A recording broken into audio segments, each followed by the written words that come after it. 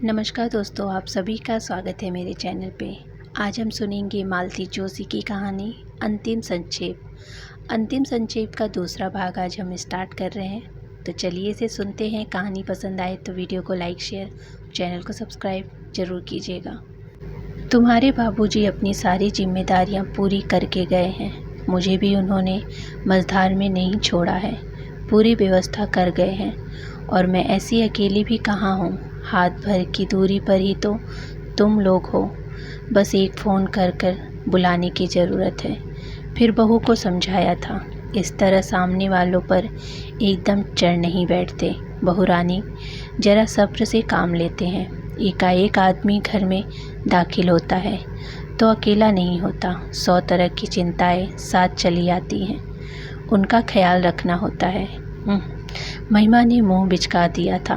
पियक्कड़ों को तो बस बहाना चाहिए होता है। मन उदास है तो गम कम करने के लिए पिएंगे, जी खुश है तो सेलिब्रेट करने के लिए पिएंगे। तुम तो बात का बतंगड़ बना दे रही हो महिमा। घूंट भर पीने से कोई पियक्कड़ नहीं हो जाता।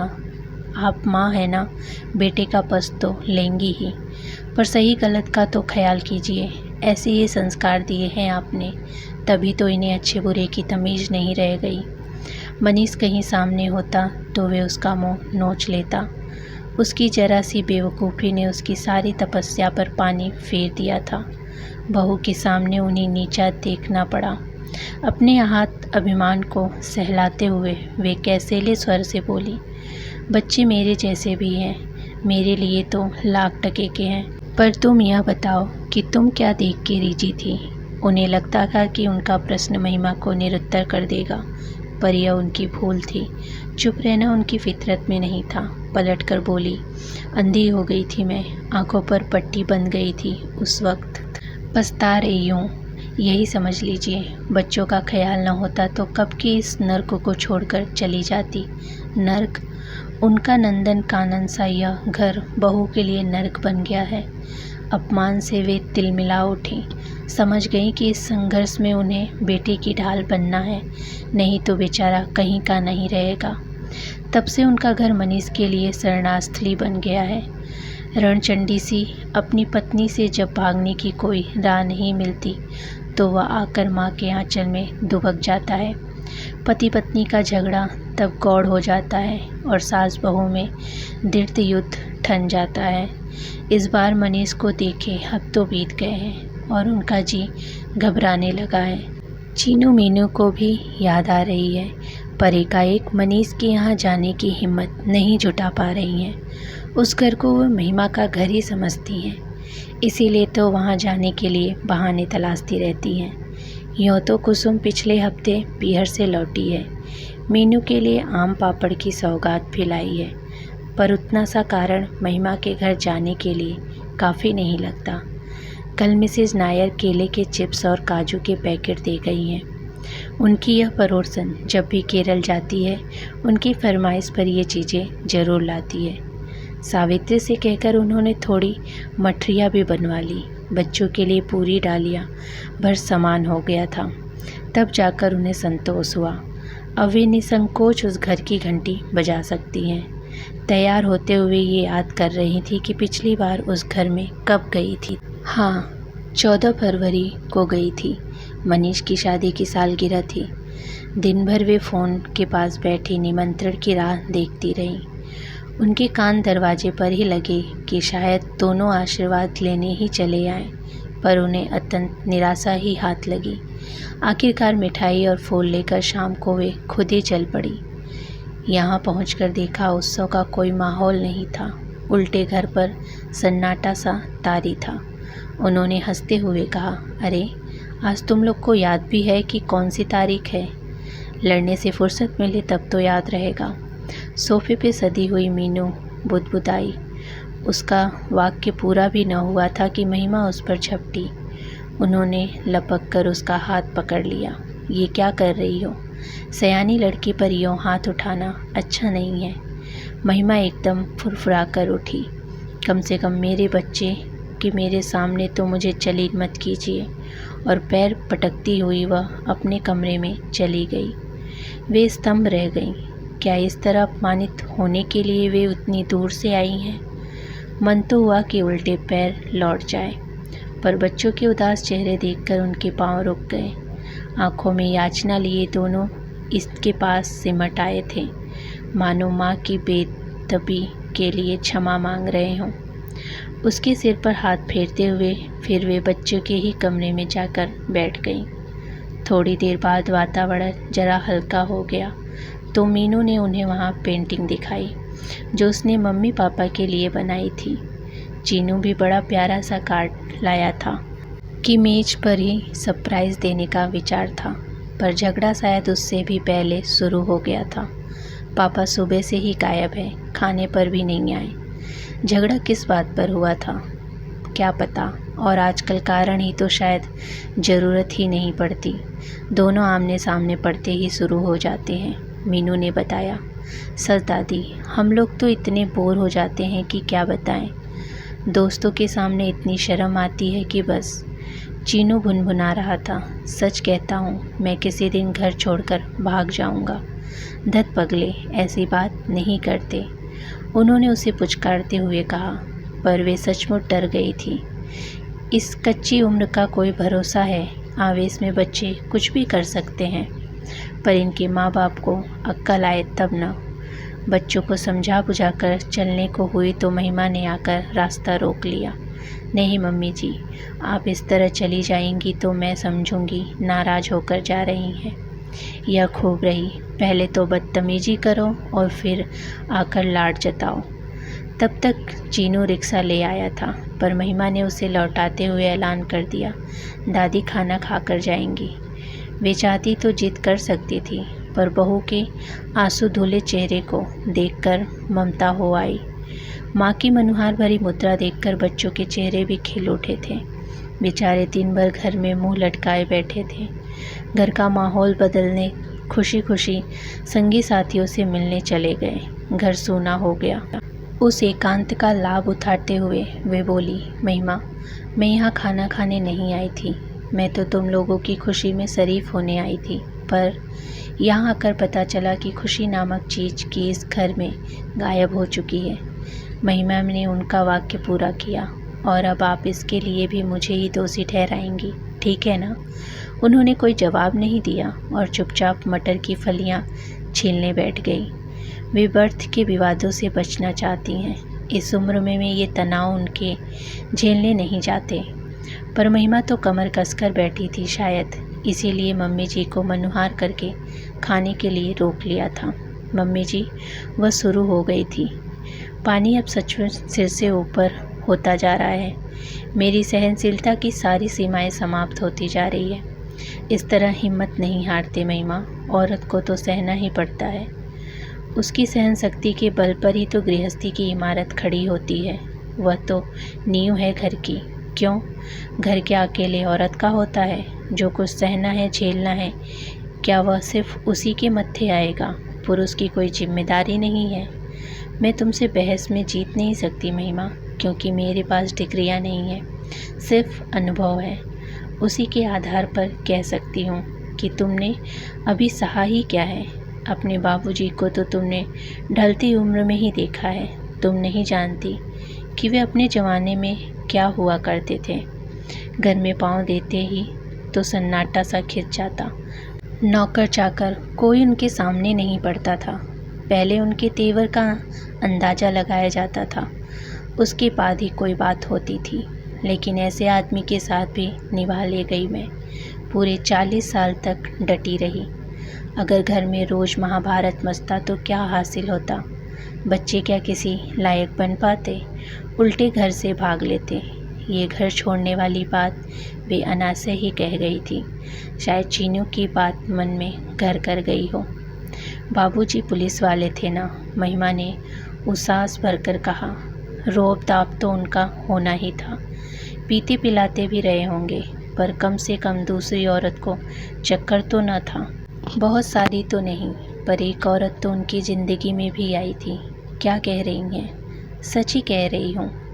और कितनी शांति से, कितने इत्मीनान से कह रही हैं। तो क्या हाय तौबा मचाऊँ?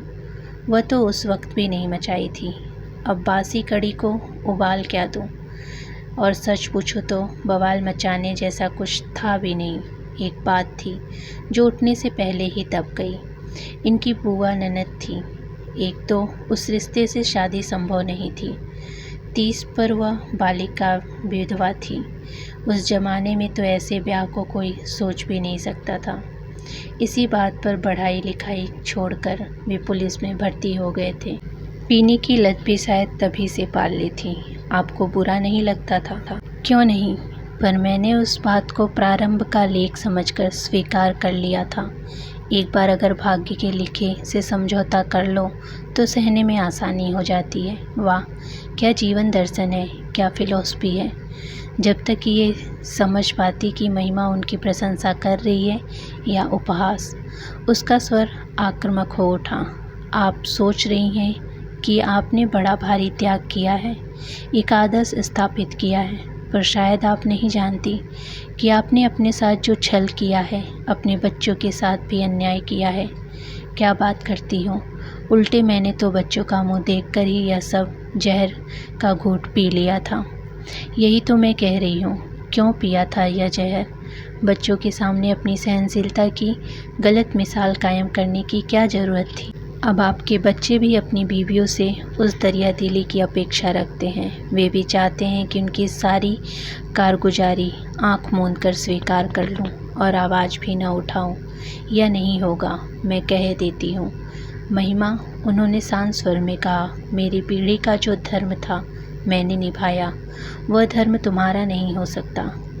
मुझे मालूम है, हम दोनों की सोच में पूरे 32 साल का अंतर है। इसीलिए कहती हूँ कि तुम अपने युग की मान्यताओं पर चलो, पर बीती बातों को लेकर बहस करने बैठ जाओगी तो बड़ी मुश्किल होगी। बच्चे बाहर से लौट आए थे और उस दिन यह बात कहीं पर रुक गई थी। बाद में घर लौटकर यह बात उनके मन में कौंधी की। महिमा ने ये औरत वाली बात क्यों उठाई थी? उसके बाद मनीष एक आध बार घर भी आया था। एक बार दोनों साथ आए थे, पर इतनी खुश नज़र आ रहे थे कि बेवजह यह बात उठने का मन ही नहीं हुआ। मनीष शुरू से ही हंसौड़े और खिलदड़ किस्म का लड़का रहा है। उस घर का माहौल तो पता ही नहीं कैसा हो गया है, पर इस घर में सारी रौनक मनीष के दम से ही हुआ करती थी। बाहर भी उसके चाहने वालों की कमी नहीं थी। जहाँ खड़ा होता था अपने इर्द गिर्द भीड़ जुटा ही लेता था।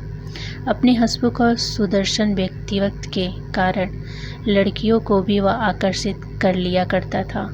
अंजू मंजू की सहेलिया का तो वह चहेता भैया हुआ करता था। अपने बेटे की लोकप्रियता पर जितना उन्हें नाज था, उतनी ही महिमा को चिढ़ थी। पति की मंडली उसे फूटी आंखों नहीं सुहाती। अभी जाति की उसकी कल्पनाएं बहुत अलग थी। वह मनीष को उनमें फिट करना चाहती थी और सारे झगड़े वहीं से शुरू होते थे। मनीष धीरे धीरे घर से छिटकता जा रहा है, यह तो वे अनुभव कर रही थी, पर बाहर क्या कोई चार सचमुच जुड़ गया है? यह भी महिमा का एक वहम ही है। महिमा के यहाँ जब भी जाने का मन हुआ, इसी असमंजस ने उनका रास्ता रोक लिया। किसी भी अप्रिय विवाद से ये हमेशा बचना चाहती हैं और महिमा है कि बहस के लिए जैसे तैयार खड़ी रहती है। उस दिन भी फिर जाना नहीं हो सका। फल फूल की डालियाँ वहीं पैसे में रैक पर पड़ी रही। तीसरे दिन सुबह सुबह घंटी बजी। दरवाज़ा खोला तो देखा मीनू थी। उन्होंने लपक कर उसे अंग में भर लिया। चलो अपनी बूढ़ी दादी की तुम्हें याद तो आई। मैं 2 दिन से पोटली बांध कर बैठी हूँ, पर निकलना ही नहीं हो पाया। लेकिन कहते हैं न कि दिल को दिल से राह होती है।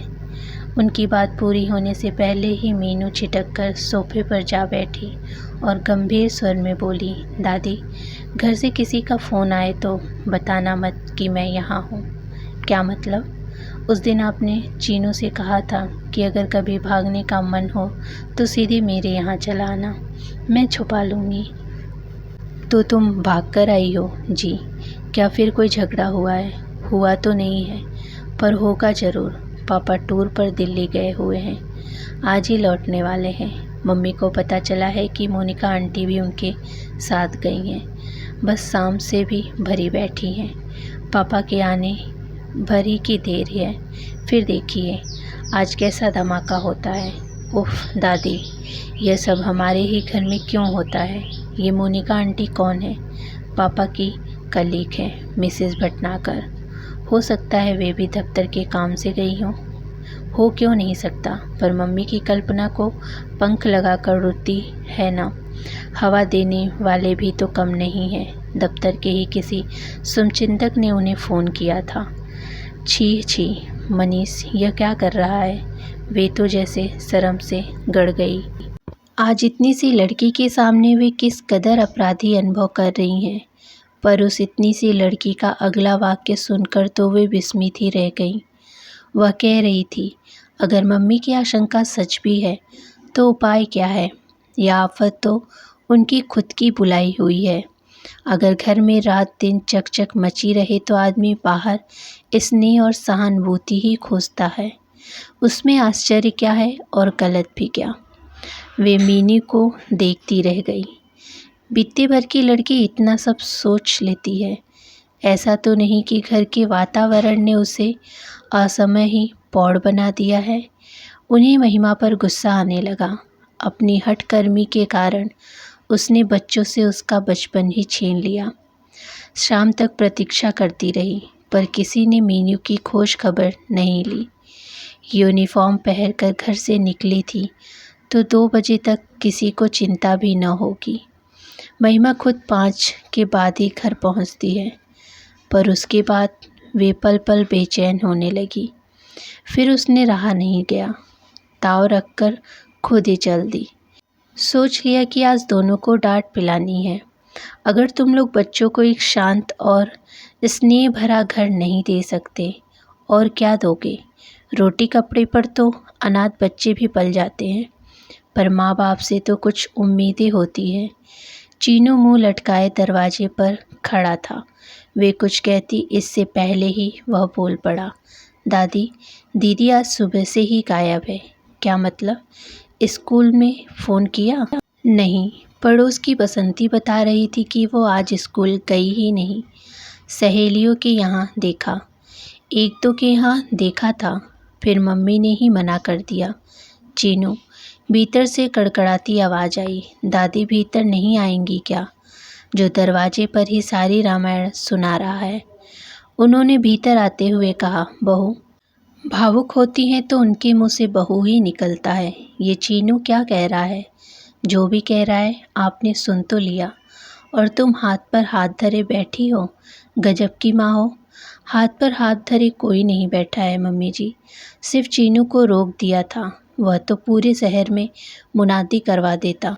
मैंने भैया को फ़ोन कर दिया है, वे आते ही होंगे। हो सकता है मीनू भी वहीं हो।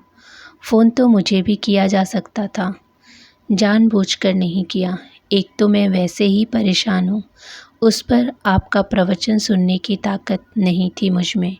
कम से कम आज वे स्तंभ रह गईं तो मैं प्रवचन देती हूँ। और क्या कहूँ मम्मी जी, उपदेश देने का एक भी मौका छोड़ती हैं आप खुद सोच कर देखिए। मेरे घर में ज़रा खटपट हुई नहीं कि आप शुरू हो जाती हैं। आपने कैसे गृहस्थी चलाई है, कैसे पति की सेवा की है, कैसे बच्चे पाले हैं, कैसे संस्कार दिए हैं। कहती नहीं थकती होंगी आप, पर मेरे सुन सुनकर कान थक गए हैं।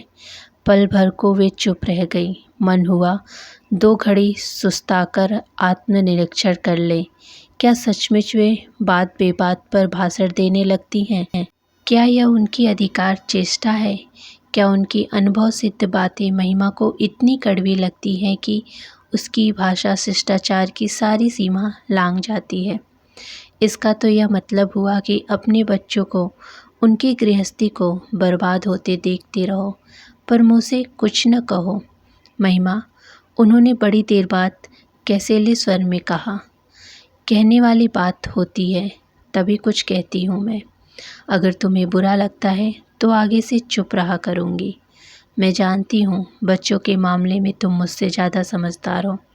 मैंने बच्चों को जैसा भी पाला हो, जैसे भी संस्कार दिए हों, पर एक बात ज़रूर कहूँगी, घर छोड़कर कभी नहीं कोई भागा था। तुम्हारी लड़की अगर घर से भागी है तो सिर्फ तुम्हारी वजह से। यह तो गनीमत समझो कि वह सीधे मेरे पास पहुंची थी, कहीं और भी तो जा सकती थी। तो मीनू आपके यहाँ है? महिमा ने लाख कोशिश की, पर अपनी राहत का एहसास वह छिपा नहीं सकी। दूसरे क्षण उसके चेहरे ने फिर उदासीनता ओढ़ ली और वह सपाट स्वर में बोली, मुझे लगा था नानी के यहाँ गई होगी। अच्छा ही हुआ ना, इस मन स्थिति में ननिहाल जाती तो वहाँ भी सब उगल देती। बच्चों को इतना विवेक कहाँ होता है महिमा। तुम्हारे बच्चे अभी इतने बड़े नहीं हुए कि उनके सामने ज़िंदगी की। मम्मी जी, आप एक बार अच्छी तरह तय कर लीजिए। कभी आप कहती हैं कि बच्चे बड़े हो रहे हैं, कभी कहती हैं कि इतने बड़े नहीं हुए हैं। वैसे 100 बात की एक बात यह है कि ज़िंदगी की सच्चाई जानने का हम सबको हक है। उम्र से इसमें कोई फ़र्क नहीं पड़ता। इसीलिए तुम बच्चों को सब कुछ बता दे रही हो। जी हाँ, ताकि उन्हें सही गलत की पहचान हो सके। यह पहचान तो उन्हें उम्र के साथ ही होगी, पर इस समय तो उन्हें तुमसे सिर्फ वितृष्णा हो रही है। हमेशा ही होता है महिमा। माँ बाप जब दो खेमे में पड़ जाते हैं तो बच्चे किसी एक का पक्ष लेते हैं, और यह पक्ष वही होता है जो चुप रहता है। वह सारी सहानुभूति बटोर लेता है। तुम कहोगी मैं फिर शुरू हो गई, पर क्या करूं? इस लड़ाई में तुम इतनी अकेली पड़ गई हो कि कहे बिना रहा भी नहीं जाता। आश्चर्य, इस बार महिमा ने कोई जवाब नहीं दिया। लगा कि इस व्यर्थ की बहसबाजी से वह थक गई है। मज़े की बात यह थी कि बहस के असली मुद्दे से दोनों ही तक कतरा रही थी। मीनू का तो बहाना भर था, वे तो यहाँ मनीष की खोज में आई थी, पर जब महिमा ने उसका जिक्र तक नहीं किया तो वे भी चुप्पी लगाई बैठी। अपना आना उन्हें एकाएक अप्रासंगिक लगने लगा, अतः उठते हुए बोली, मैं अब चलूँगी। लड़की घर में अकेली है। मैं तो इसलिए आ गई थी तुम्हें खबर भी दे दूं और उसके कपड़े भी लेती चलूं। 2-4 दिन अपने ही पास रखूंगी। महिमा ने कोई प्रतिवाद नहीं किया। चीनू जब तक रिक्शा लाता वह मीनू का बैग भर चुकी थी। लौटते हुए उनकी आंखों के सामने महिमा का बुझा बुझा सा चेहरा घूम रहा था। इतना हताश और उदास उसे पहले कभी नहीं देखा था। उसने मनीष का नाम नहीं लिया तो क्या हुआ? वे जानती हैं कि वे मन ही मन उफन रही होगी। उसकी रोज़ की आँच ने तो आज उन्हें भी नहीं बख्शा था, और रोज़ भी आना स्वाभाविक था। उन्हें याद है जब पहली बार उन्हें उमा के बारे में मालूम हुआ था तो वे कितना रोई थी। बच्चे अगर गोद में ना होते तो वे कुएं में उछाल लगा देती। अपनी सोने सी घर गृहस्थी पल भर में उनके लिए मिट्टी हो गई थी। सतीश और अंजू को उठाकर वे सीधे अजमेर अपने पीहर पहुंच गई। महीना भर खूब आनंद में, भरपूर लाड प्यार में बीता। फिर लगा कि धीरे धीरे भाभीयों के तेवर बदलने लगते हैं। ननद के पास बैठकर हंसी ठिठोली करना, उनकी पसंद की चीज़ें बनाना, बच्चों के लिए खेल खिलौने लाना, ये बातें धीरे धीरे कम होने लगी। कहाँ तो वे उसे पानी का गिलास तक नहीं उठाने देती। अब कई बार शाम को पूरा चौका उसके भरोसे छोड़ देती। पति के साथ घूमने निकल जाती। सिनेमा जाते ननद को साथ ले जाना भी उन्हें गवारा गुजरता था। भाइयों के स्नेह के उत्ताप में भी कुछ कमी आने लगी। माँ की आंखें भी जैसे कुछ पूछती सी लगती। 3 महीने बीतते बीतते उसका मन भर गया और वे चुपचाप घर लौट आई। अच्छा ही हुआ जो जाते समय कोई तमाशा करके नहीं गई थी, नहीं तो लौटने का रास्ता भी नहीं रह जाता। गृहस्थी की गाड़ी पुनः ऐसे चल पड़ी मानो बीच में कोई व्यवधान ही न आया हो। फिर मनीष और अंजू भी आ गए। अपने घर परिवार में वे पूरी तरह रस बस गई। लेकिन फिर भी जब कभी बाबूजी किसी काम से कानपुर की ओर निकल जाते, उनकी रातों की नींद गायब हो जाती। दिल पर जैसे सांप लौटने लगते। अपनी यह कमजोरी वे महिमा के सामने कभी स्वीकार नहीं करेंगी, क्योंकि वे उसके सामने छोटी नहीं पड़ना चाहती। वे जानती हैं कि महिमा उनकी तरह ढुलमुल नहीं रहती। जिस दिन पानी सिर से ऊपर निकल जाएगा, छिटक कर दूर खड़ी हो जाएगी। उसके पास सिर्फ संकल्पों का बल ही नहीं है, साधन भी है। वे भी अगर महिमा की तरह सक्षम होती तो शायद आज चित्र कुछ दूसरा होता। पर वे सही दाना भाव लिए अपना दाम्पत्य निभाती रही, क्योंकि पति को जीतने का यही एक नुस्खा उनके पास था। इसी समर्पण भाव के कारण बाबूजी जीवन के अंतिम क्षण तक आश्रित बने रहे। खैर, वह तो एक अधूरी प्रेम कथा थी, एक भूली बिसरी प्रणय गाथा, जिससे उनकी कल्पना ने ही हवा देकर बड़ा बना दिया था। अगर किन्हीं तरल क्षणों में बाबूजी यह आत्मनिवेदन न करते तो शायद उन्हें पता भी न चलता। पर यह मनीष, लगता है यह तो सचमुच राज रचा रहा है।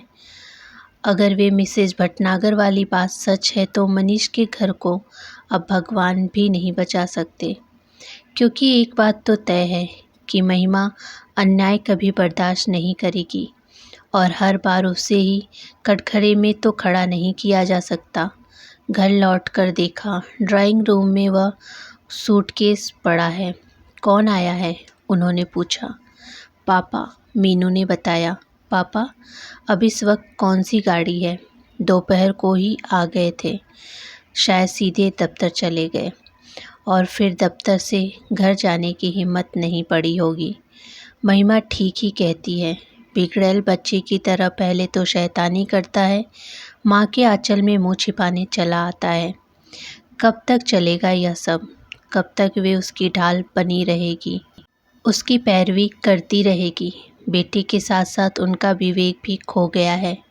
पापा कहाँ हैं तेरे? फ्रेश हो रहे हैं। वे सोफे पर बैठकर उसकी प्रतीक्षा कर रही। नहाकर निकला तो मनीष अपने उसी बैलेंस अंदाज में बोला, हाय मॉम, आप इतनी रात को कहाँ चली गई थी? प्रताप के पास गई थी। इतनी देर में उन्होंने जवाब सोच लिया था। प्रताप के पास क्यों? एक तो रिजर्वेशन करवाना था, दूसरे वह बहुत दिनों से कह रहा था कि एक ऑफिस की ज़रूरत है। मैंने कहा यहाँ आ जाओ, अगले 2 कमरे तुम्हें दे दूँगी। मेरे जाने के बाद कम से कम घर में बसी तो रहेगी। अगर दूसरा कोई किराएदार रखूँगी और वह घुसकर बैठ गया तो मुसीबत होगी। पर आप जा कहाँ रही हैं? अभी तो अंजू के पास जा रही हूँ, वहाँ से मुंबई अंजू के पास चली जाऊँगी। सोचती हूँ अमेरिका जाने से पहले दोनों लड़कियों के पास 1-1 महीना रह लूँ। वहाँ से डॉक्टर साहब टिकट वगैरह का भी इंतज़ाम कर देंगे। तुम अमेरिका जा रही हो? क्यों न जाऊँ? मेरा एक बेटा वहाँ भी तो बैठा है, बेचारा कब से बुला रहा है। अभी मेरे हाथ पांव साबुत हैं, आंखें भी काम दे रही हैं। अभी जाऊँगी तो कुछ घूम फिर लूँगी, देख सुन लूँगी, बाद में तो जैसे वैसे वहाँ। मनीष का चेहरा लटक गया। बड़ी देर बाद धीरे से बोला, जाने का सोचा है? यह तो बड़ी अच्छी बात है, भैया का मन रह जाएगा। पर यहाँ प्रताप को बिठाने की क्या ज़रूरत है? एक बार जम गया तो उसकी नीयत भी बदल सकती है, संबंधों में दरार पड़ जाएगी। तुम तो आ जाओ, उन्होंने छूटते ही कहा तो मनीष एकदम चौंक पड़ा। पता नहीं क्यों उसके अवचेतन में यह बात घर कर गई थी कि लड़का बेघर हो गया है, इसीलिए बहक गया है। अपनी 4 दीवारी में आ जाएगा तो उसका मन स्थिर हो जाएगा। उसी समय सुखलाल चाय लेकर आया। वे जब घर लौटी थी तब उन्हें भी चाय की ज़रूरत महसूस हुई थी, पर मनीष का सूटकेस देखते ही वे सब कुछ भूल गई थी। पर सुखलाल तो भैया जी की आदत जानता है। उनके नहाने निकलते ही वह चाय ले आया। भीतर जाते हुए वह सूटकेस लेकर चलने लगा तो मम्मी ने रोक दिया। सूटकेस यहीं रहने दो सुखलाल, भैया अभी वापस जाएंगे। मनीष और मीनू दोनों ने चकित हो उनको देखा, पर वे उस विस्मित सृष्टि को अनदेखा कर बोली, और देखो, खाना ज़रा जल्दी ही बना लेना, सफ़र का थका हुआ है मनीष, जल्दी घर जाकर आराम करेगा। जी, बस अभी बना लाता हूँ। मम्मा, सुखलाल के जाते ही मनीष ने कहा, मैं सचमुच ही बहुत थका हुआ हूँ और आज की रात शांति से सोना चाहता हूँ। मैं घर नहीं जाऊँगा। अच्छा, और वह जो सुबह से वहाँ परेशान हो रही है, उसे शांति की ज़रूरत नहीं है। तुमने तो इतनी भी कर्टसी नहीं है कि आने के बाद उसे फ़ोन ही कर देते। आप क्या वहाँ गई थी? जाना ही पड़ा। तुम्हारी यह सुकन्या जो सुबह से यहाँ आई हुई है, महारानी बिना कुछ कहे सुने चली आई। यह भी न सोचा कि पीछे कोई कितना परेशान होता होगा। वाह, बहुत अच्छे संस्कार दे रहे हो। बिल्कुल तुम्हारी तरह गैर जिम्मेदार होती जा रही है। अरे, तुम लोगों ने इस घर को समझ क्या रखा है? बस मुंह उठाए चले आते हो। घर न हुआ जैसे चोरों के छुपने का ठिकाना हो गया है। इसीलिए जा रही हूँ। मैं नहीं रहूँगी तो अपने आप एडजस्ट करना सीख जाओगे। तुम नहीं जानती मम्मा, सब कुछ कितना मुश्किल होता जा रहा है। तो खत्म कर डालो यह किस्सा हमेशा के लिए। जान तो छूटे। ये क्या कह रही हो मम्मा तुम? क्यों, इसमें गलत क्या है? जिस रिश्ते में जान ही बाकी न हो, उसे ढोते रहने में क्या तुर्क है? अच्छा हुआ जो तुम्हारी अपनी पसंद की शादी थी, नहीं तो ज़िंदगी भर हमें ही कोसते। खैर, वह तो बहादुर लड़की है, अकेली भी निभा ले जाएगी, बच्चों को भी पाल लेगी। पर तुम अपनी सोचो, क्या एक दिन भी अकेले रह पाओगे? उनका मन तो हो रहा था कि पूछ ले, क्या वह मिसेस भटनागर तुम्हारे लिए अपना घर-बार छोड़ देगी? पर अपने ही बेटे से इस तरह की चर्चा करना उन्हें अशोभन लगा। मृदुल स्वर में बोली, बेटे, मैं हमेशा तो रहूँगी नहीं। कभी कभी अपने निर्णय तुम्हें ही लेने होंगे। जितनी जल्दी इसकी आदत डाल लो अच्छा है। खाने की मेज पर ऐसा सन्नाटा कभी नहीं रहा। बेचारा सुखलाल बड़ा दुखी हुआ। मालकिन अकेली रहती तो उसे खाने बनाने में कोई रस नहीं आता, पर जब भैया या बच्चे आते हैं वह अपना सारा पाक कौशल उड़ेल देता है। पर आज उसे दाद नहीं मिली। मनीष तो बस थाल जुठार कर चला गया। मीनू भी जितनी देर बैठी मुंह फुलाए बैठी, पर उन्होंने कोई इशारा नहीं किया, जरा भी मनुहार नहीं की। खाने पीने के लाड़ बहुत हो चुके। जब तक भोजन समाप्त हुआ, सुखलाल रिक्शा लेकर आ गया। वैसा आदेश पहले ही दिया जा चुका था। गाड़ी में बैठते हुए मनीष का चेहरा ऐसा लग रहा था मानो किसी जिद्दी बच्चे को ज़बरदस्ती स्कूल भेजा जा रहा हो। लेकिन इस बार उसका मन नहीं पसीजा। हाँ, मीनू एकदम पापा की परछाई सी साथ जाने के लिए तैयार हो गई, पर उन्होंने सख्ती से मना कर दिया। गुस्से में पैर पटकती वह ऊपर कमरे में चली गई और भड़ाक से दरवाज़ा बंद कर लिया। जाते ही चीनू को भेज देना। विदा के रूप में उन्होंने इतना ही कहा। टैक्सी आंखों में ओझल होते ही वे भीतर आ गई। घर एकदम खामोश था। इसी एकांत की तो उन्हें प्रतीक्षा थी। उन्होंने तुरंत नंबर घुमाया। महिमा, तुम्हारा भगौड़ा कैदी मैं वापस भेज रही हूँ। जो सज़ा देना चाहो दे देना। मैंने अपने दरवाजे बंद कर लिए हैं, चाहो तो तुम भी कर देना। मैं कुछ नहीं कहूँगी। एक बात और यह आखिरी बात है महिमा, पति ताले में कैद करके रखने की चीज़ नहीं है। उसे जो मन की डोर से बांधना पड़ता है, वह चाहे कहीं भी भटकता रहे, बसेरे के लिए अपने घर में ही आता है। तो ये थी मालती जोशी की कहानी अंतिम संक्षेप। उम्मीद करती हूँ कि मेरे द्वारा बोली हुई कहानी आप सभी को बहुत पसंद आए हो। कहानी पसंद आए हो तो कमेंट बॉक्स में कमेंट करके ज़रूर बताइएगा। धन्यवाद।